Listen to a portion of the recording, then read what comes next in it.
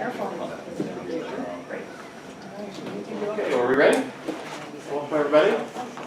And this is a presentation of the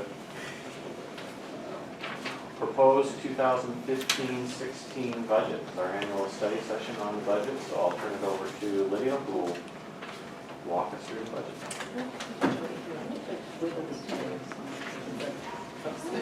Checking over? Yeah. Exactly. So I'm handing these out now because Dawn always jumps ahead to the picture, so no jumping ahead to the picture. Alright. Sorry. You can just stand. Each. The color? Then you have one for Dawn as well. And I will say one for Dawn. So, today, the state finally wrapped up their budget enough to do their own presentation that's 87 pages long. And sure enough, one of my slides is now wrong, or just one little snippet. And I will talk about that when I get to it. It's not significant, but I went, things change daily as they're wrapping through all the highlights. Also, just so you know, my third grade daughter did get her English Language Arts assessment at the conclusion of the school year. So did Gianna. Yep. Yeah. And Chris's daughter as well. So we did get, that. Very great. Okay, so today you've got a copy of the budget presentation, the summary, two-page summary budget document that was included with the board resolution, another copy on the table, and then the no color, no nothing, no frills, bells, whistles, F-195 required state budget preliminary copy. Due next Tuesday. Check that out the press.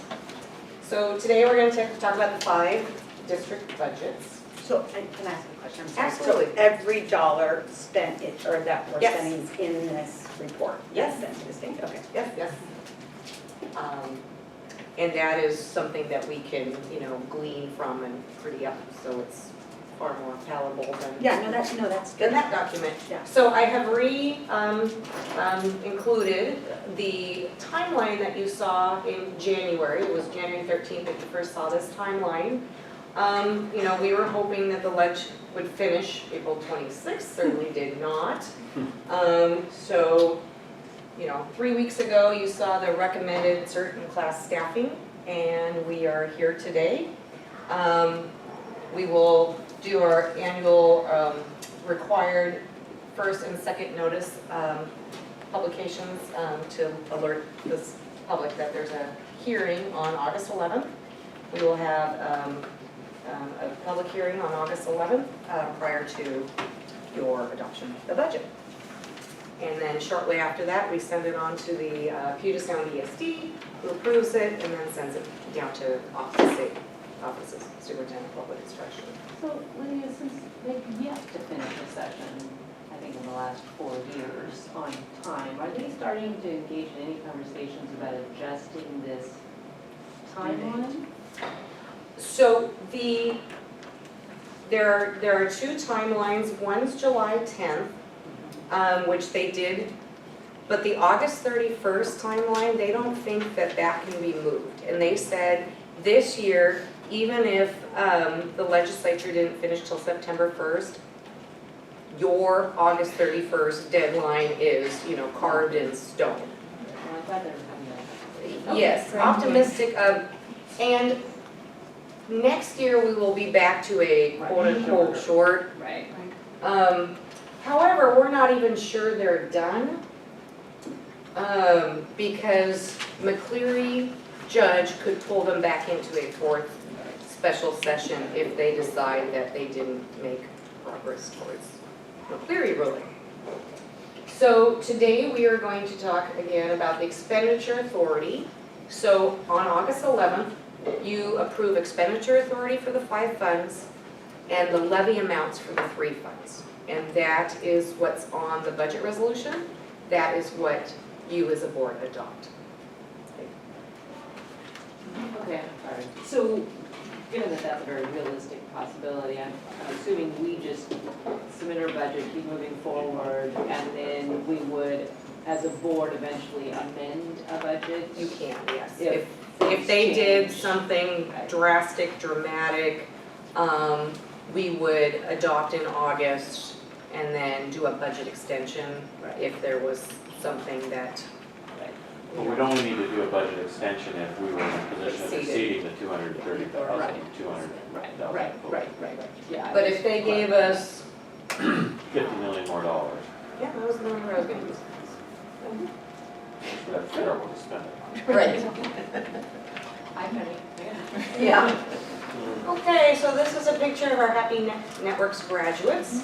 We're gonna talk a little bit about the legislative process, give you an enrollment update, talk about revenues, and a staffing update, talk about expenditures, our staffing and program enhancements that you saw 3 weeks ago, what finally happened with those, and then ending fund balance projections for this year and next year. Excellent. Okay, I just want to give credit to Mike Dooley at OSPI for lending us his slide. And I'm surprising Larry, he didn't even get to see this one. So this is poor Chris, waiting and waiting and guessing and wondering if, you know, he'll be able to light fireworks on the 4th of July because, or if he should just throw darts and light fireworks anyway, so. That's pretty well integrated, I like that. Mm-hmm, yeah. So, and I also want to thank Chris because he did end up giving up part of his 4th of July holiday because July 1st is, you know, our holiday started July 2nd. So, thank you. I took a snapshot because I went looking on June 29th, hoping, really hoping that something had happened. This was Monday morning, I believe. Yeah. Today is day 2 of the 3rd special session. So, Governor came out way last December. House and Senate came out in April. There's a dispute on the actual time, 11:39 or 11:40. Okay. Could it just say it's too late? Very late. Yep. 20 minutes to spare before a government check-in. Just in time. Just in time. So, when we finally got the legislative budget, we determined that Kenmore and Wooden will be funded for full-day kindergarten next year. We started planning on the possibility in the early spring. Ryan's team went out and said, oh gosh, if we have to turn these half-day classrooms into full-day classrooms, where do we put them? Who gets bumped out? Chris opted to put them in staffing that you saw in June, just in case, because that is a placeholder number. We didn't actually, you know, do the hiring, but if we needed to turn around and do the hiring, then we've kind of established the staffing budget already. So we banked on it happening tentatively, and it did happen. The fear is, even though full-day kindergarten is a fabulous thing for students, the plan right now is that all schools in 1 year and 3 months. So we're looking at 600-700 students who currently participate in half-day kindergarten, attending full-day kindergarten, and then adding all the music and PE and library that comes with those added classrooms. So we're good to go, I think, for Kenmore and Wooden, and we've got lots of work to do for planning for the following year.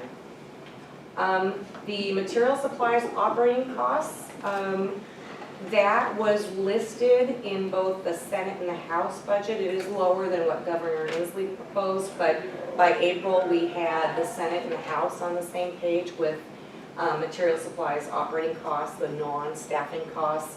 So we did plan on that in our,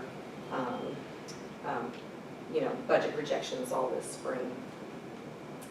The initiative I-732 COLA, the I-732, which has been suspended for 5 years, ties the 1.8 to the Seattle Consumer Price Index, usually the past December. So Chris and I's guess was the 1.8, they'll restore the COLA.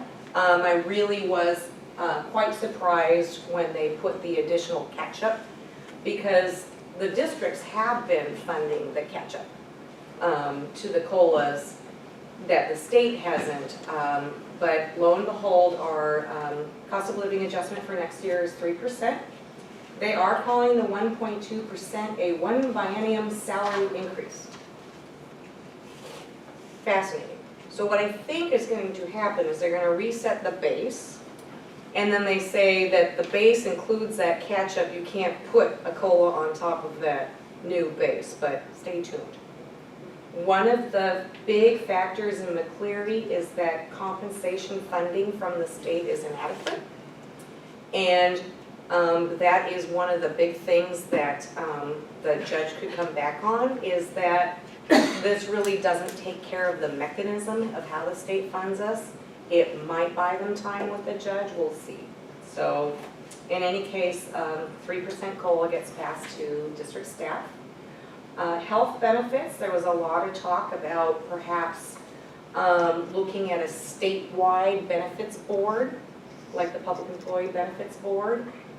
We are self-insured. I think we have a fabulous program compared to just buying commercial insurance. So that would have made us eliminate our self-insurance program. Right now, they're not addressing that. They're still studying if there's any cost savings to going to a statewide plan for district employees. For now, they raised it $14 a month, which is helpful, and it was a little unexpected too.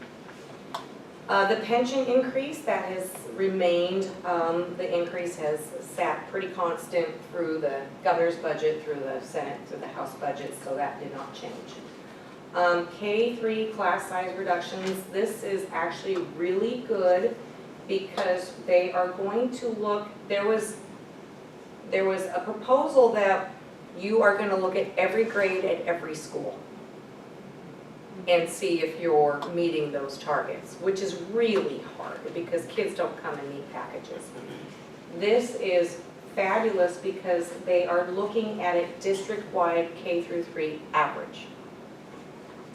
One of the surprises we found today, poor Chris almost fell off his chair, is though they're funding the K-3 average, starting in September, we have to report enrollment by grade by school to the state.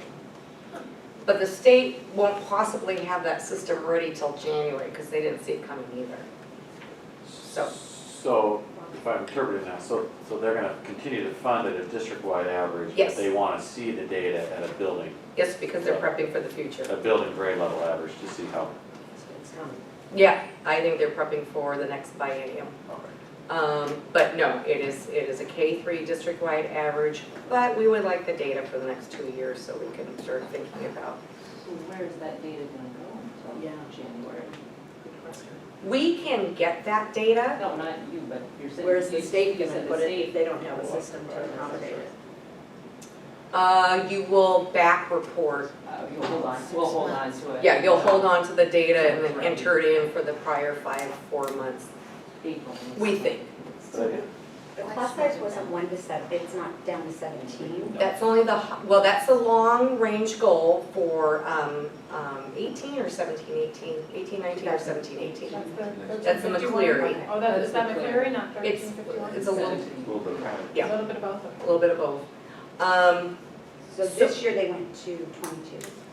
This year they went to 22 for non-high poverty districts.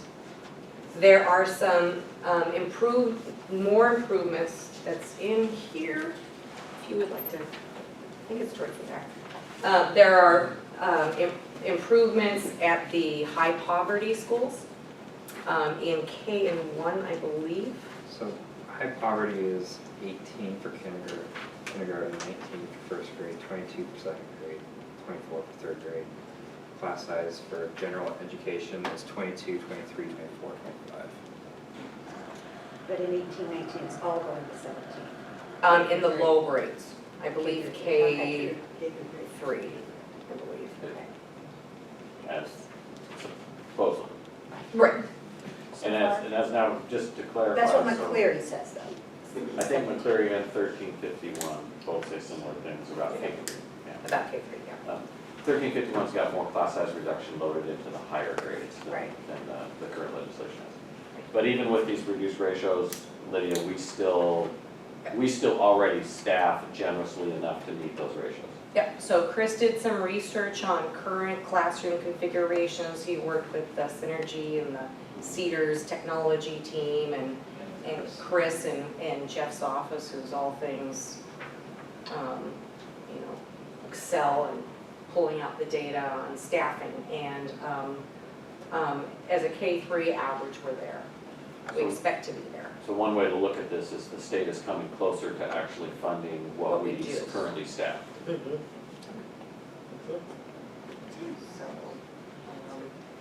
And of course, that doesn't mean every classroom, because if you get 26 third graders, you're not gonna add another classroom.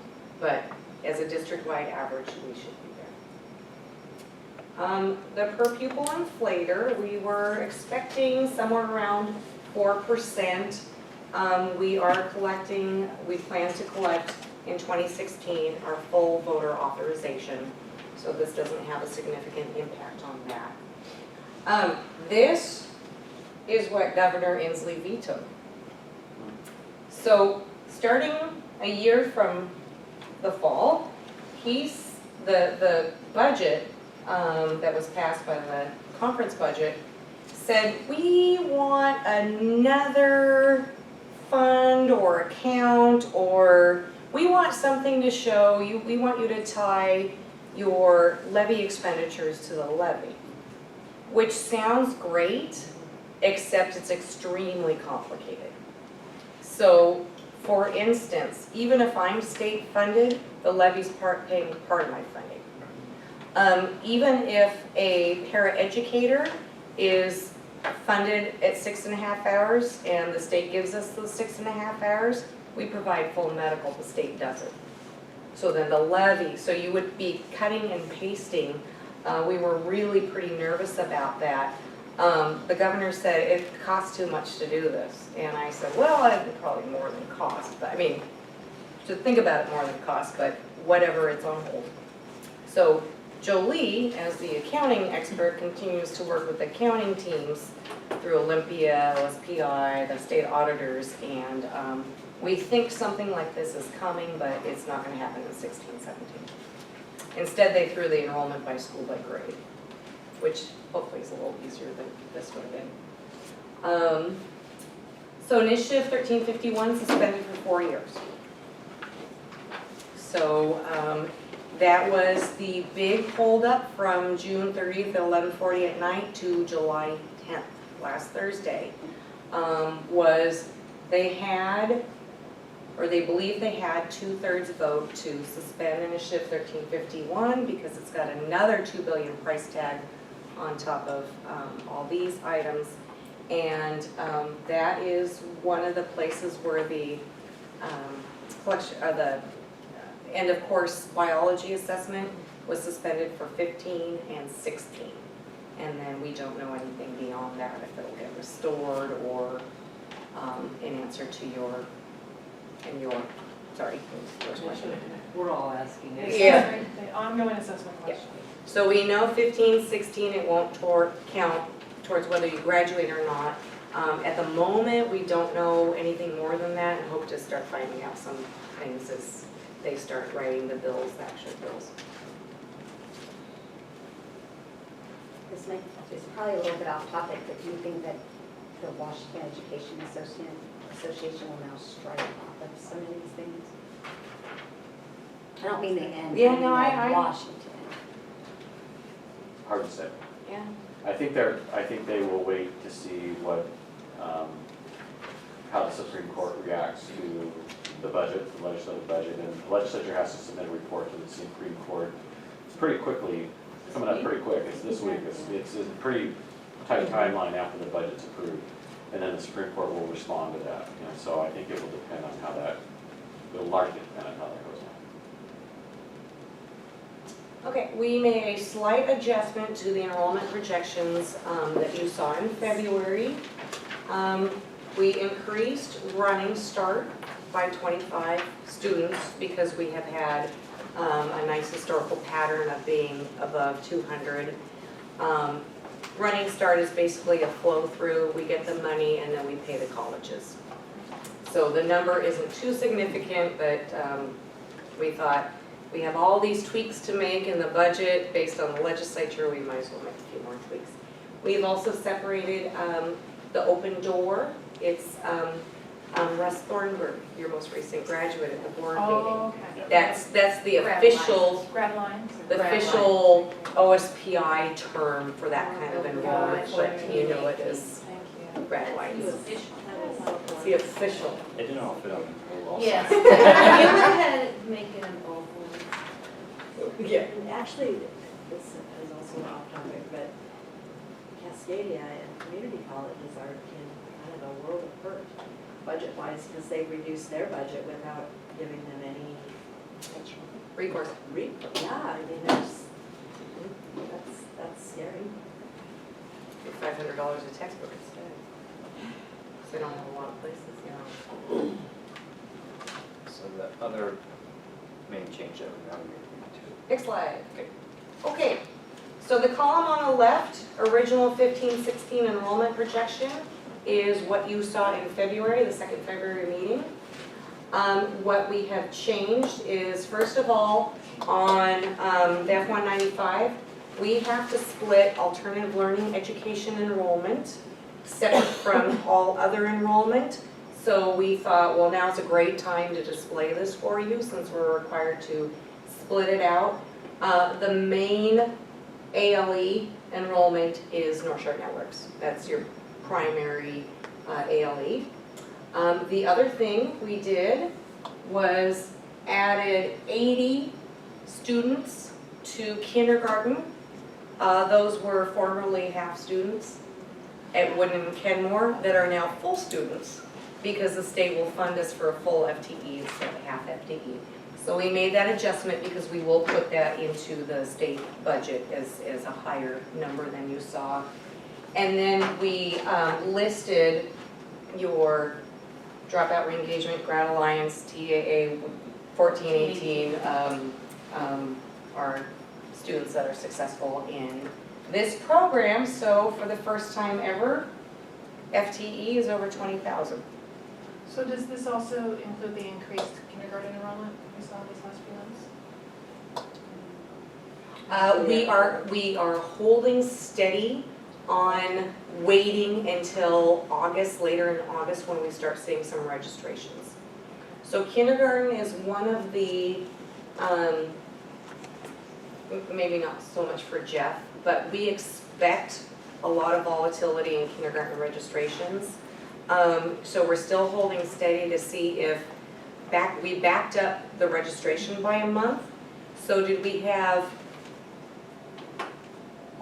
early August data in mid-June, or were we really just exploding in registrations?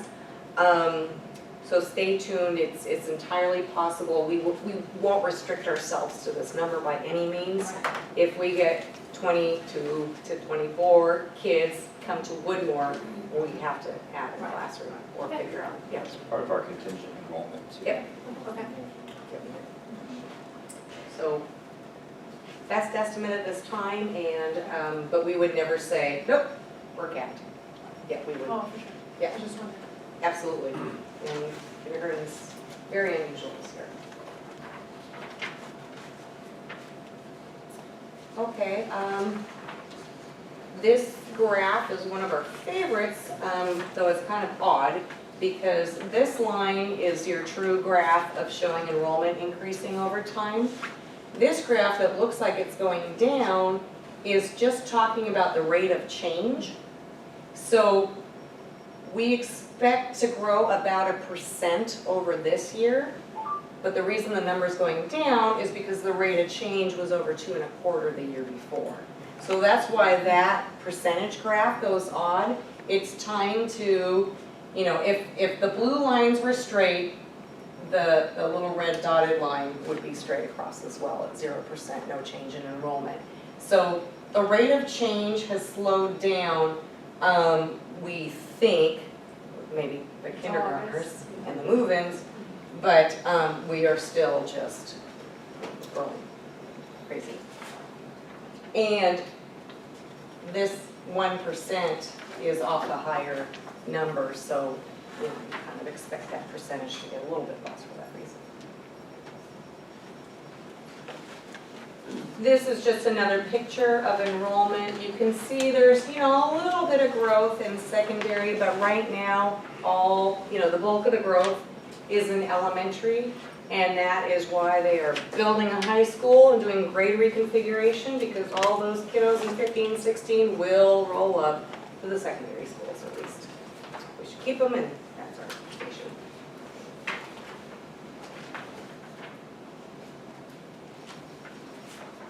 On to revenues, unless there's any enrollment questions? Okay. Nice picture. This is our pie that we do every year. The only big difference is state general purpose has gone up a little bit, which as that goes up, the one that went down is a little tiny bit less reliance on taxes. So taxes were 22.35 last year, and state was 53.07, with the large increase in MSOCs and the COLAs and the pensions that the state has to fund. Their share of the pie went up a little bit. Everybody else is pretty consistent. Taxes being local. Yeah, sorry. Okay, so just to clarify in my head, because we're at 28% is our levy lid. So explain the difference between that number and the Sure. levy lid. So if you take, I'll go to the next one. Total revenues, 231 million. Taxes are 21.19% of that 231. The levy formula takes, so for the 2016 calendar year, they look at the 2014-15 state and some federal revenues. They add those up and they take 28.9% of it and allow you to levy that amount. So it's 20% of state and federal, Prior year, prior year state and federal. certain state and federal, most state, some federal, and then that per pupil inflator. Right. So we've also seen, because of the increase in state fundings in recent years, our voter approved amount is actually less than our total authority. So Yes. if we had a higher voter approved amount, we could in theory collect more local taxes, but we don't. We're capped, but we Right. still have room, we have uncapped capacity, I guess. Is the Right, that's what I guess that was one of my questions. But remember Not as that much as it right appears. now, that 28.9, that's artificially inflated by a temporary 4% that's Yep. supposed to sunset in 2018. Yep. So actually, we're better positioned to have a soft landing Okay. for that's where I that, was going, that yeah. loss of capacity in 2018. So how close are we to that 24%? If I could do some more work on that specifically, one of the other places that sunsets in 2018 is the state recognized that they weren't funding Initiative 732, COLA, ghost revenue. So they said, okay, you shouldn't be double punished. We're not giving you the state COLA, but you can pretend like you were given the state COLA, because we know you're probably paying for a lot of it. We'll put it in your levy base. That's part of the state revenue, but it's called ghost revenue. It's my favorite accounting term of all time. And it still includes the old 728 money that's Yes. been eliminated. Student achievement. So those are supposed to Sunset as well. sunset in 2018, so all of a sudden, say it's 24% or 28% stays, but say it's 24% of now lower base. So we don't want to crash. It's a good news, bad news story. for Yeah. us. Right. The theory is, in 2018, you won't need the levy because the state will be fully funding it. So, Not any time in the next week or so, but sometime this fall, if you could just let me know what the final dollar figure, because we'll start cycling back in with the state legislators, and that'll be useful information for them to have what that could mean to us. Kimberly, do you want additional explanation for people later, which we regularly visit because it's so confusing, but I heard you say these are more information. I heard something that Something indicated about to how me that you confusing it is. needed a Well, little no, more I, information on it, so. Carolyn, Carolyn added in another, What did you say, 20? yeah, she added in another Okay. initiative I I hadn't just heard heard of. of. Let's And so, So Initiative 728 was also passed in 2000 at the same time as the COLA, and it was student achievement. And that also went away, they suspended it, pretty much suspended it, so far kind of permanently. And that gave us enhanced funding, voter enhanced funding for smaller classes, supplemental learning experiences, several things that we had a huge, robust committee in 2001 to determine how to expend those funds, and then those funds went away. So there were some things. that's why you call it ghost. Yeah, yeah, it's, Wow. it's actually, the That state part of actually ghost calls it revenue? ghost revenue. Not you, but that's why the term. So, right, it's, we don't get it, but they let us use it in the levy base as if we had received it. It allows us to collect money Yeah. as though we were dead. Yeah. So it doesn't happen. It inflates the base so that your 28 or 24%, whatever your levy cap is a bigger number. The 4% increase in the, or 24.9, 28.9 for us, that was partially to offset the fact that during the recession, the state got rid of millions of dollars of I-720. I mean, we were capturing about $8-9 million a year in initiative 720 money. It was a fairly significant revenue. So if we get $100 million from the state, we can raise then $28 million in local levies, but no more. And what happened is we had a close to $10 million cut, but that means that it's 28% of 90 million instead of 100. So the state came up with this crazy thing of saying, pretend you're getting 100 million from us, and then you can raise that 28 million, and it's not an additional But that's suppression going away. in 2018. Schedule. Schedule. But as we A see, lot of time between. things will change. Another session. So, all right, Thank so, you. That's- yes, excellent. Bring Sandy with me next time. It was. Okay, total revenues, $231 million for the general fund. So our levy authorization from calendar year 15 to calendar year 16 does go up $1 million. We will continue moving the unassigned to fund balance capital projects interest, formerly known as unreserved capital projects interest, and the qualified bond interest into the general fund. We've been doing that for several years. You did see at, I believe, the last board meeting that we lowered the capital projects expected interest from $300,000 for the year to $200,000 as they start to spend it on acquisitions.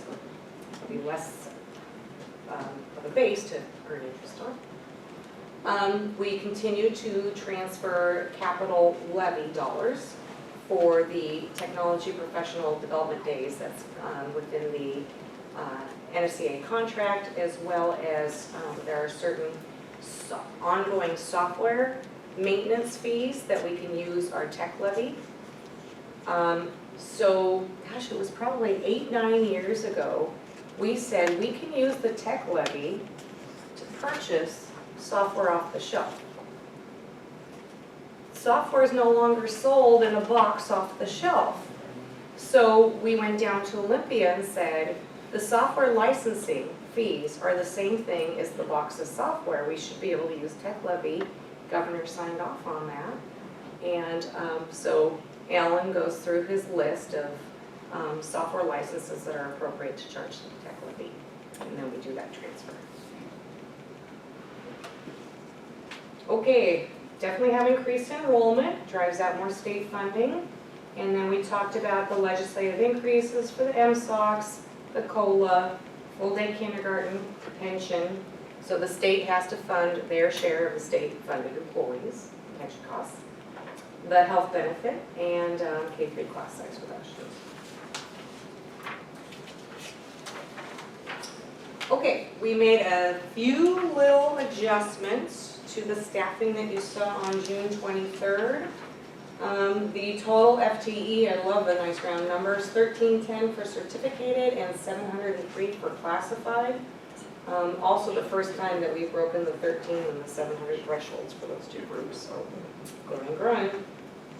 So I highlighted what we changed. So elementary classroom, we added 1 at Woodmore based on a review of class configurations. So elementary principals, we added half at Morelands. Morelands we had previously thought to be a half principal. We think that they are close to the 700 cutoff and that they need a full principal. Oh, assistant. Sorry, yes, thank you. They already have a full principal. Secondary counselors, OIS, that is a .6 that you previously saw as on hold on your program staffing enhancements list that we added to the budget. And we will get to the program staffing enhancements list later in the, you can pull it out.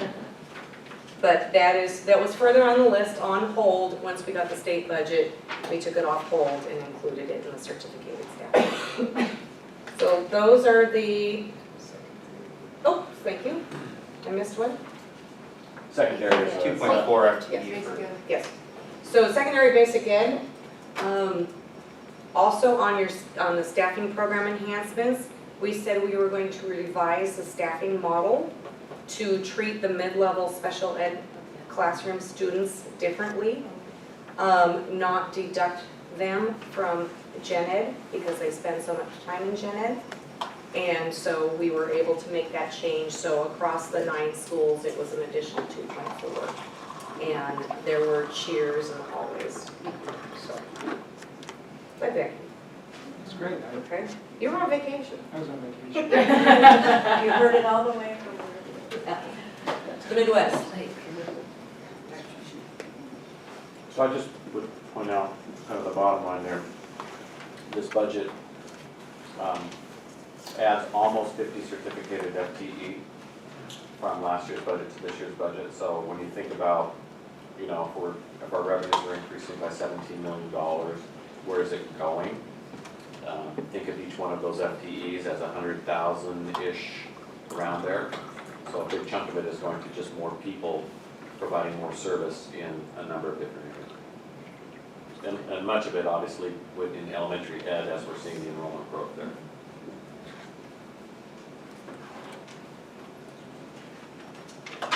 Okay. Classified staffing. The change that we made from the June 23rd board meeting is all 3 changes are the effect of the ASB bookkeeper being moved from parking revenues and ASB at one school back up to the top, secondary basic ed. The ASB bookkeepers for the staffing program enhancement request will be district central funded. So that will free up the parking revenues for supervision I and, was gonna ask, so do we have an idea of what we're gonna use the parking revenues for? yes. I have a big long laundry list of all the things that they could possibly, they have been using, because parking revenues exceed the cost of the bookkeeper, they use it for cafeteria supervision, additional security. So they were working on crafting a plan. I can have, And remember as well, that part of this shifting of the ASB bookkeeper Yep. back to district funded, general fund funded, is anticipation that parking revenue is going to decline with grade reconfiguration because you're going to have fewer driving eligible students at each of the high schools. so the big driver was the first year, the big driver, is that North Creek won't nearly have as many drivers because they'll only have the 11th grade and maybe some 10th graders. And then in the future, when everybody's a four-year school, most 9th and 10th don't drive, 11th and 12th can drive usually, but there's fewer kids at each school. So, and that was one of the reasons that Inglemore lowered their parking fees in recognition of this. Yeah, that was one of the. Again, if you look at this page in total, 34.5 plus additional FTE on the classified side, think of each one of those at somewhere around the $60-ish thousand range. You know, just kind of put sort of, again, big buckets of numbers on overall expenditure increases. Okay, same slide as last year. The only real difference is that as employee benefits are going up in pensions, it has to take from another area of the pie. It's predominantly, this goes down a bit. It was 4806 last year. Benefits were 2168. It's just a function of, as the pensions go up, it takes more of the share of the pie. So everything else really consistent. Purchase services last year was 8.05. Travel's completely unchanged. Capital outlay was 0.3. So it's really just a little bit of a shift between the pensions and staffing. So expenditure summary. So revenues were 231 on the nose. And I'll explain why expenditures are a little bit less in a little bit. So expenditure capacity for 230,200,000. Educational staffing and program enhancements, and again, we'll go back to that sheet. Staffing increases due to enrollment growth, which you did just see. Curriculum adoptions, including English language arts at the secondary, an additional 300,000 next year for the curriculum that you approved. I think it was the first board meeting in June. Collective bargaining agreements, some that are known, like NSCA for next year, and some that are still unknown. The I-732 COLA and pension increases. One of the challenges is, for instance, a full-time teacher, on average, the state provides us about $56,000 for that teacher, based on their experience and their education. This is that staff mix I was talking about. Full-time principal, the state gives us less than $59,000. 60 more days, they give us $3,000 that they work. So we have to pay our principals, attractive wage, or we will have none. They'll be our neighbors.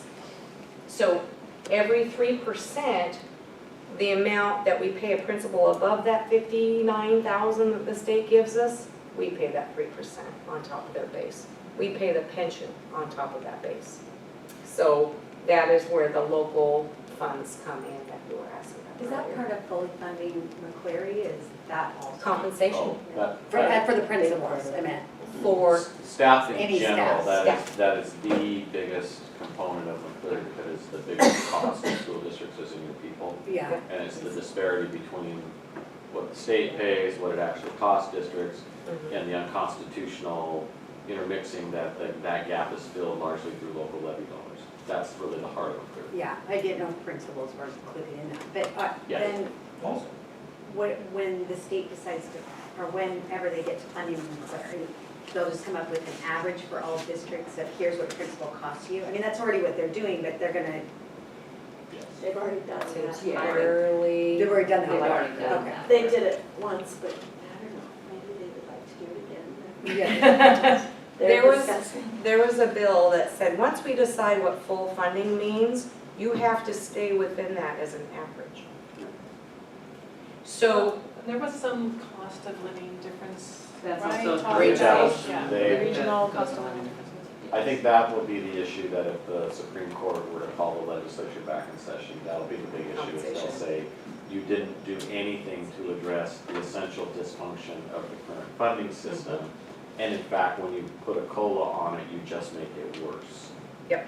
And that would be, in my estimation, the driver that would cause the Supreme Court to say, you gotta come back and Because they're not funding the base, essentially, they're just keep funding a COLA. Asking us to take more out. they keep funding it in the same way, and so every time you put a COLA on, you increase the unconstitutional reliance on local levy dollars to fund that COLA with all of your employees, and so it just makes it digs the hole deeper over time. one of the interesting concepts about once we state that you're fully funded, you have to live within that. So for certificated, the base 188 contract is basically what it is. We fund the additional responsibility, incentive, time, pay on top of that. Principals, nowhere close to what a principal should earn in a 260-day year. And then classified just as bad. So they currently fund, before the COLA, $15.43 an hour for every state-funded employee. We do not have a single state-funded employee. We have food service employees that do make less, but they are funded out of food service revenues. No state-funded employee makes less than $15.50 an hour. That's the lowest state-funded paid position in this district is still not even what the state gives us. And when we say classified employee, we're talking about everybody without a certificate, so that's Me. going to be from paraeducators to custodians to Lydia to Jeff to Chris to Ryan to Karen. Yep. It runs that Yep. range of employees and salary ranges.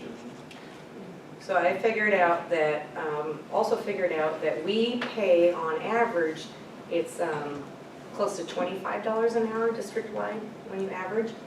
If you have 700 employees, okay, that includes food service and some others, but 700 employees, need $10 an hour, 2,000 hours, $20,000 employee, times 700 employees, $14 million before you start talking about benefits. So yes, they have to fund compensation. I do not know how, that's just one category of employees that's not even certificated instructional. And that's not even talking about benefits. Right, No. right. So they are, edging away because it's one of those impossible problems that has to be fixed, but boy, it's, No one wants to be the one that. no one, that's a tough They're one. all gonna run for office again. Exactly. Yeah. So I had asked you, Lydia, Uh-huh. what's our hit to our levy Yes. for the differential levy? So, I reported back that the cost of the COLA, the gross cost, the total cost, is 4.15 million. And the district cost is about 1.375, the district cost that's not funded by the state of that 4.15.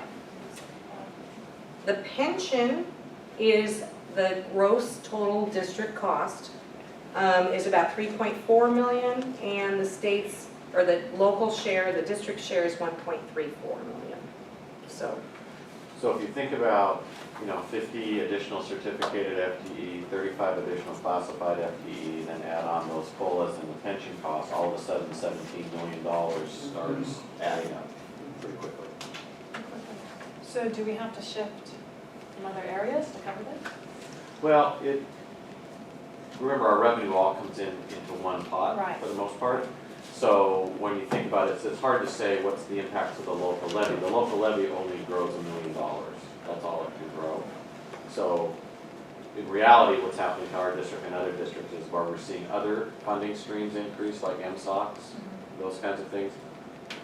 That money is largely being used to backfill some of these other salary and benefit related costs, not necessarily all going to material supplies and operating. So we have close to $7 million in MSOCs that we're not putting towards MSOCs, we're putting it towards salaries. But another answer to your question is, what we are spending in 14-15, we are not taking away. What do you mean? So if we're not taking anything we're doing now to fund any of these things. Okay, Yes. okay. So 14-15 We don't have to stays, shift from one bucket to another, we'll use the MSOC money. yes, Okay, yes, and other, yes. okay. So nobody's going to lose what they're spending today. But the enhancements don't always occur in the expenditure side where the revenue is received. Some of the rationale for, like Lydia talked about, the accounting change on levy funds that the governor vetoed. There's been other proposals over the years to, take these funding streams and have you account for them independently of one another. And generally, wise people say that's really not a good thing to do because it would completely expose the fact that districts are using funds appropriated for purpose X to fund purpose Y. And But they know every district's doing this. oh, absolutely. Yeah. We will continue our additional support for our large, particularly elementaries, and other growth mitigation efforts that, Ryan's team is constantly working on. Include capacity for both grant activity and contingent positions. Again, like I said, if all those kinders roll in, and we can hopefully find the room for them, then we will make sure that they are, have the appropriate classroom. If we need to do startup materials and things like that, we're ready for. And please remember that capacity is it's balanced on the revenue and the expenditure side. So it lifts the whole boat of the budget in anticipation of either increased enrollment or other things we're not aware of, but it increases it on both sides of the equation. So if we have increased enrollment, exactly, we will get more state apportionment. We will expend more money on teachers and materials and things. Those things. And it increases it so that we are granting you the authority to expend it should we receive it. Correct. Yes. So if we had an extremely tight budget, only what we absolutely positively thought we were going to spend, and say that number was $228 million, and the foundation came to us in the fall and gave us $10,000, we couldn't even spend that $10,000 because we have no capacity to take it and spend it. And then we'd have to go back and say, the foundation gave us $10,000, can we amend the budget so we can spend it this year that they gave it to us? And then OSPI would say we were poor planners because they wouldn't want to be bugged every time, small amounts came in. Small, not small, but, Small, by their standards. small by their standards, not ours. In the expenditures, expanded transportation for kindergarten moves, highly capable in elementary schools, second and seventh period shuttles at the high schools, and then the full day kindergarten at Kenmore and Newton. So those are the heavy, significant changes, I should say, to this year's baseline expenditure budget. Okay. Sorry, I'll try to speed this up. There was a series of items on hold in your earlier version. Everything on the list has been included in the budget. Everything. So originally, this first page, hopefully it cuts at the same spot, not exactly, but that's okay. We had pretty much done this first page here a little bit later. So we get to, so here's your first change. I counted 6 assistant principals and Jeff helped me count to 7. Apparently I wasn't using my calculator. So that went up a little bit for that extra, the 11th to 12th month. The actual cost of the principal is in your certificate staffing. And then we added the 2.4 revising the mid-level students. We put a placeholder for Hollywood Hill and their behaviorally challenged students. Becky now knows that the money exists and she's crafting the best plan to serve those students for the money. So it's not in staffing because she hasn't determined the best model, but she will. The counseling TOSA we talked about, we added to the staffing. The ASB bookkeeper we added to the staffing, the other half. All of Ted's music requests. And Ted will be so happy when he finds out because I think I put him on hold for mostly 10 years, you know. We threw him a bone every now and then. We throw him a bone every now and then, but we just usually tell him to send the equipment off to the repair place and do his best. And I will give him credit. Usually he just asks for money. This time I required a, you know, master's thesis and he did it. And he wrote all the justifications and we got him in there.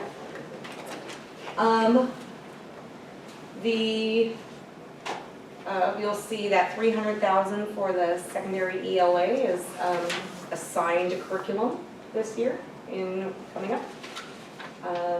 We have done the special ed. We fixed Bothell on their advanced placement fees. So the high schools received the extra half of the ASB bookkeeper funding.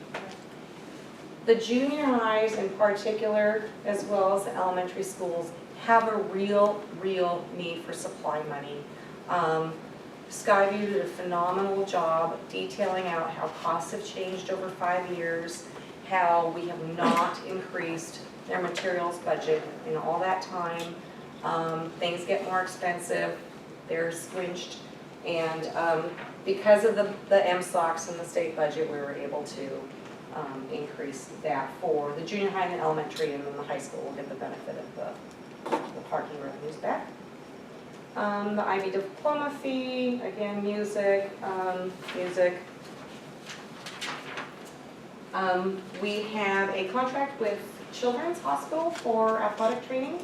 As things get, there, for instance, there's a new law that came out, we saw today, on providing all your parents and students knowing of risk of sudden cardiac death. So we believe that our contracts for athletic trainers are extremely important, concussions and such. They requested an addition of, I believe it's 5 hours a week at the high schools that they served. So we included that.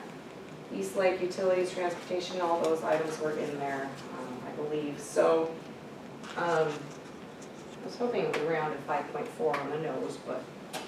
Do we know any more about the East Lake? Not at this point. No, we're preparing It's almost to August. give you an update, August it was August 11th, 7th. we've got an executive session. Is for that property August purposes. 1st is Oh, the yeah. date, Yep. correct? So again, I would just point out, so these staffing and program enhancements total 5.4 million. So again, go back to the 50 certificated FTE, the 35 classified FTE, the COLA and pension costs, and the, again, big buckets of money are adding up quickly when you say, well, what do you got $17 more million, what are you spending it on? And we do have kind of a summarized list of that And we'll 17, include that what we can throw in there. on the, when we approve the budget. You know, and just because you guys have the spreadsheet, if you could just sort by the priority areas, it's not in here, just so we can say, you know, instructional programs. Oh, sure, That's just you want- a little want- summary. right, you want the real copy that had the original, Or just Yeah. to, just saves me sure, sorting myself since I don't have the, I'm just curious, you know, by instructional programs, operational service level, you know, Sure. just that these categories are great, just to Mhm. kind of put the totals together. Will I'll do. take you across. well, I have the original copy, where we didn't chop it off to smoosh it, exactly, so, yep, we can do that. Thank you. Okay, this funny, we talk about Bellingham. I actually did work in Bellingham for 3.5 years before I came here. And